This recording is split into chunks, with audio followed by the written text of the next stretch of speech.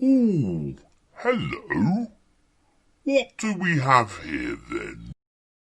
The marvellous mechanical death machine! We will stab it, we will chop at it, we will stab it all, we will chop at it, we will stab it all, every little bit of it, we will stagger it, every little bit of it, we will bagger it, up, up, up.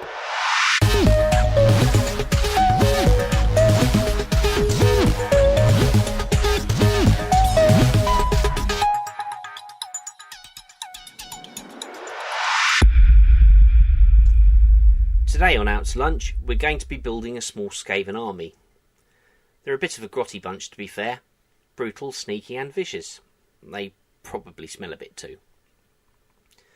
Dangerous and intelligent, the Skaven are probably the closest thing to a bunch of Nazis in rat form, and it could be argued that their totem, which is a rune symbolising the great horned rat, has more than a passing nod to a swastika.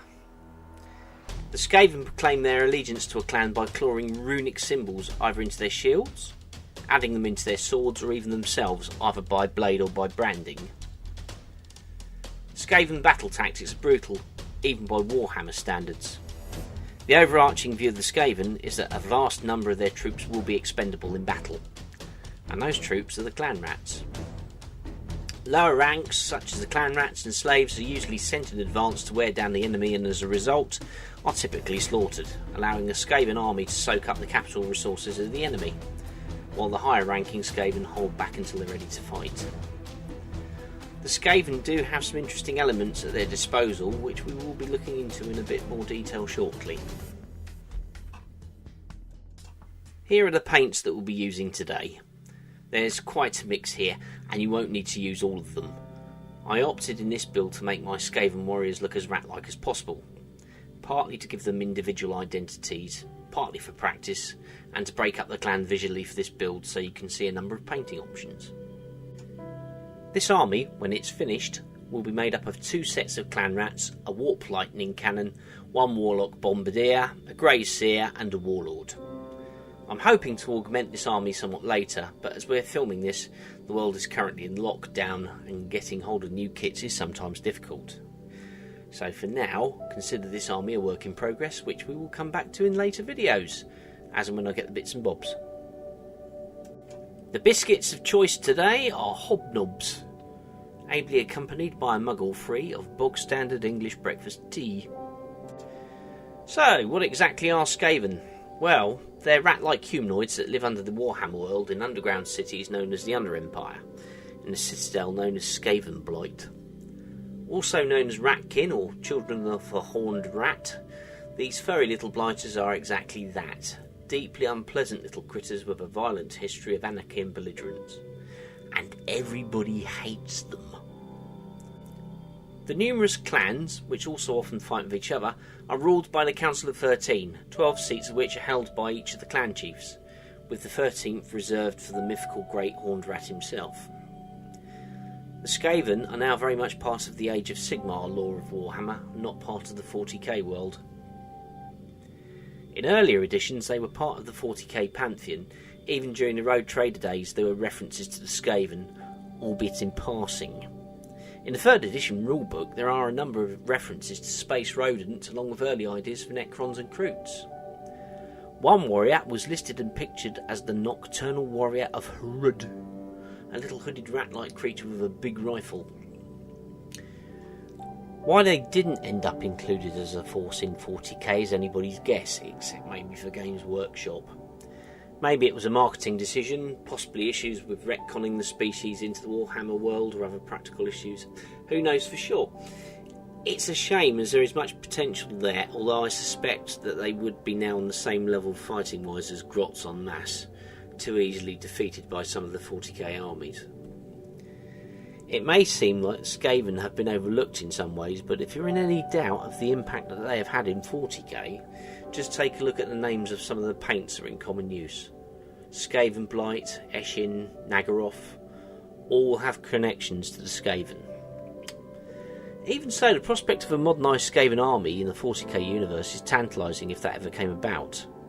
and it would be interesting to look at how they might evolve both in terms of their technologies, the way that they would harness the powers at their disposal, and how they might develop as a society. Okay, let's start looking at colours. You won't need all of these, but this should give you an idea of what colours you can use for your clan rats and how to make the most of them. First of all, we'll take a look at the skin and fur. Some painters choose not to add fur to their clan rats, which is a shame, but due to the numbers, sometimes it may be a necessity. Even so, the method I use is quite quick and straightforward. Cadian Fleshtone for the skin, and either a watered down version of Mournfang Brown, Skaven Black Dinge or White Scar for the fur. Then we'll look at clothes, armour and any other items that need painting. You can tone down the armour using different metallics in conjunction to show that a number of metals are in play, which makes life more interesting, and similarly you can do the same thing with their clothes.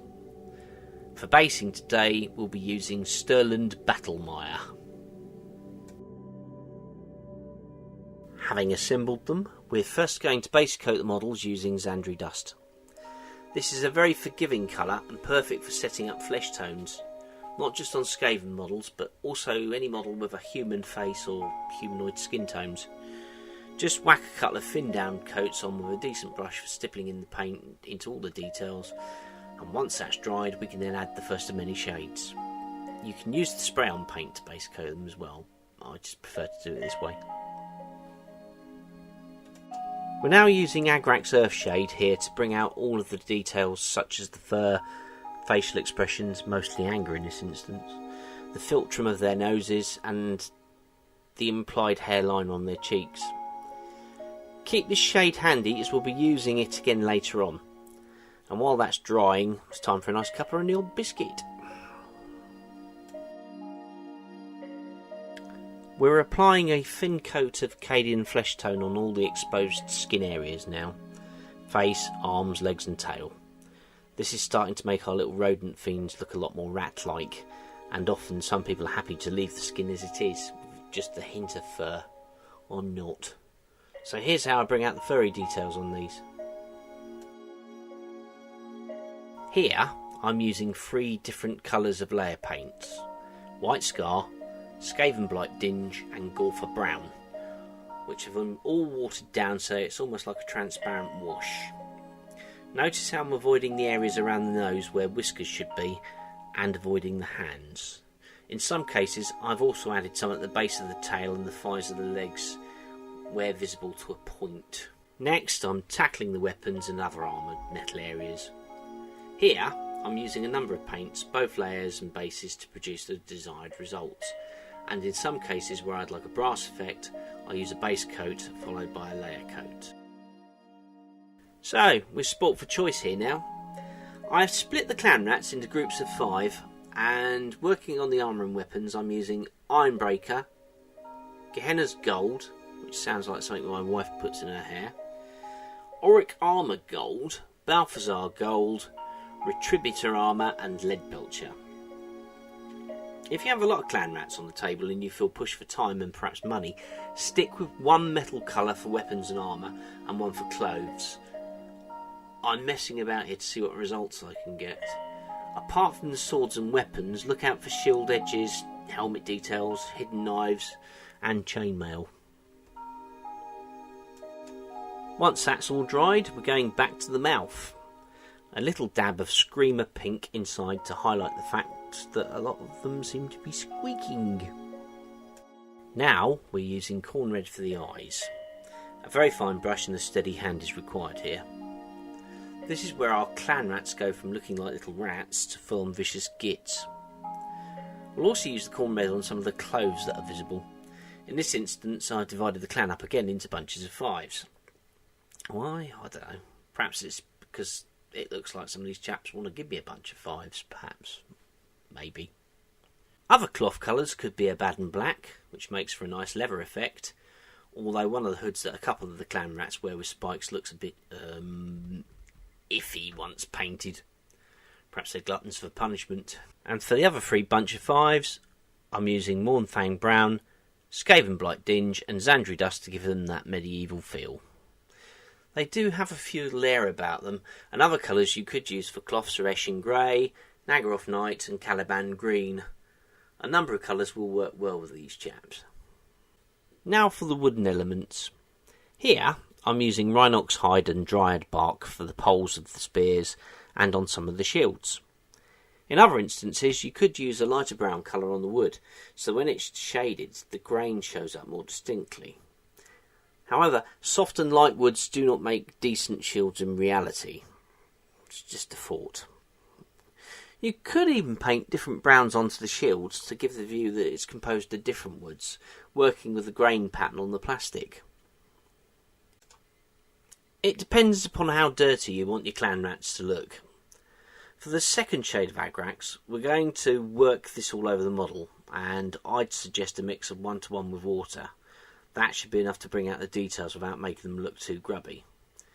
Pure Agrax will bring the colour down quite a bit, but it does look authentic, especially if you like that just crawled out from under the ground look. Let that dry for a while, go and have another cuppa, and grab a knob if there's still one to hand. Finally, the teeth and any bandages can be highlighted with Screaming Skull. The teeth are perhaps the most satisfying part to paint, as it finally brings the Clanrats to life. Again, just like the eyes, take your time and go steady. It's not a rush job. Work your way from the tip of the tooth and slowly work your way up to the gum line. And to round these all off, we're going to base the Clanrats using Stirland Battlemire. This is a technical paint which is rather granular, a bit splodgy, and can be built up into little piles of earth on the bases. Use a detailing brush to poke it into the areas of the base where the feet aren't, and being careful not to mess up any of your hard work. I find it best to heap a pile of this stuff onto a tray or a jam pot lid, water it down so it's manageable, and then paint it onto the bases. Let that dry for a while, and that's it. Job done. As I've already mentioned, for this particular build I've also been building a warp lightning cannon, which you can see in another video shortly, and alongside these I've been building a warlock bombardier, a grey seer and a warlord to complement this army. Here their cloaks have been done with a combination of reds, greens and blues. For the grey seer, his cloak has been a mix of Cantor blue, brought down the shade with the black contrast paint, and then highlighted with a light dusting of Calgar blue and white scar. His orb and the warpstone are painted using warpstone green, followed with moot green, and then using Tesseract glow, which is a technical paint that gives an unearthly green colour to the orb. It doesn't actually glow in the dark, which is a shame, but it looks as if it could.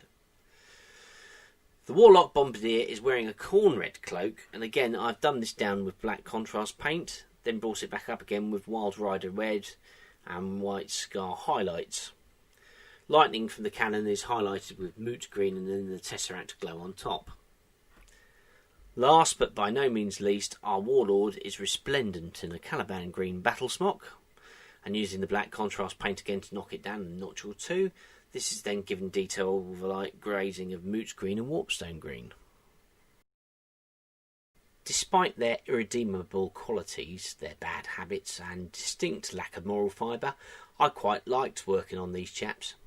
For some reason I tend to favour alien species rather than the human ones in Warhammer. Much as I enjoy painting those, I tend to find that the nastiest species tend to get more of my undivided attention, if only to bring out their darker qualities.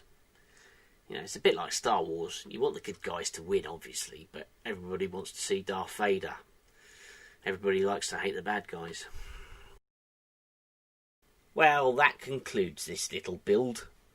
To see more of these videos, like, share and subscribe to Out to Lunch, and have a look at the Facebook, Twitter and Instagram feeds. There will be a handy little guide on today's build on the Out to Lunch website, which is available to look at now if you're thinking of building your own Skaven army. Until next time, folks.